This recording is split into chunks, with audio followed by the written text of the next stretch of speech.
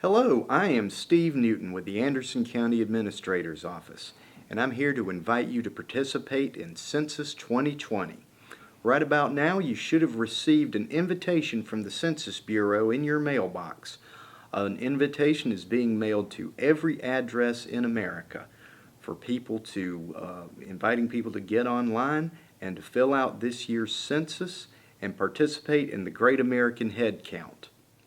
Many people ask, why should we care about the census? Why should we fill out this form? The biggest answer I can give is because the Founding Fathers wanted it that way. They expressed that very clearly in the United States Constitution, that there will be a grand enumeration of all persons every 10 years, and the census is a legacy of that directive prescribed in our Constitution. It's a legacy of our Founding Fathers.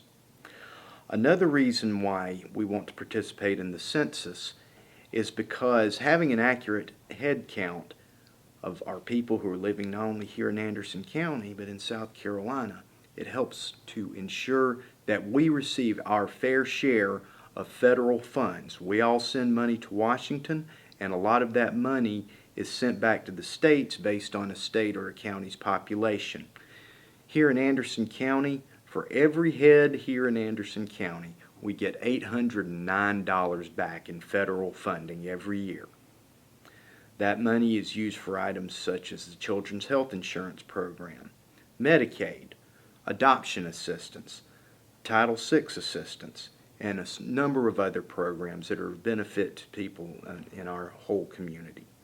So, having an accurate head count helps us get our fair share of federal dollars. Census data is also used to help determine how many congressional seats a state will have. After the last census, South Carolina's U.S. congressional representation increased from 6 representatives to 7, and that's thanks to having an accurate reflection of our growing population over the decade. If the total population count of South Carolina in the last census had been undercounted by as little as 5%, we wouldn't have gotten that extra congressional seat. That extra congressional seat also translates into an additional electoral vote in the Electoral College for presidency. So that helps to give South Carolina a little bit more influence in our nation's affairs. We're asked who should be counted.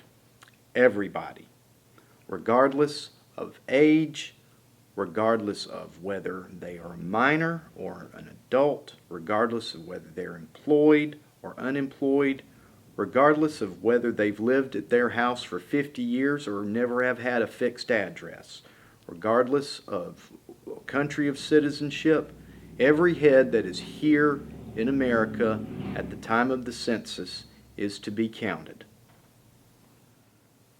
County Council recognizes the importance of Census 2020, and at the County Council's directive, staff has been working over the past several months with several different community groups to help encourage a high participation rate in Census 2020. We have been working with groups such as United Way, the Community Resource Guide, all the school districts, and numerous other nonprofits and local support groups, trying to get the word out so that we can reach the population at large, but especially what we call vulnerable undercounted populations. These include minor children under the age of 5, people without a fixed address, and several other groups of people who tend to be underrepresented in the census. Census 2020 is very exciting this time around because this will be the first time that you can fill out the census online. The census form that is mailed to every address in America will contain a unique identification number, which you will use to help you respond to the census online if you choose to. Also, you can complete the census by filling out the form and mailing it in if you'd prefer to do that, or you can even do it by phone. There are several different ways to respond, and the folks at the Census Bureau are happy to help in any way they can to help you through the process.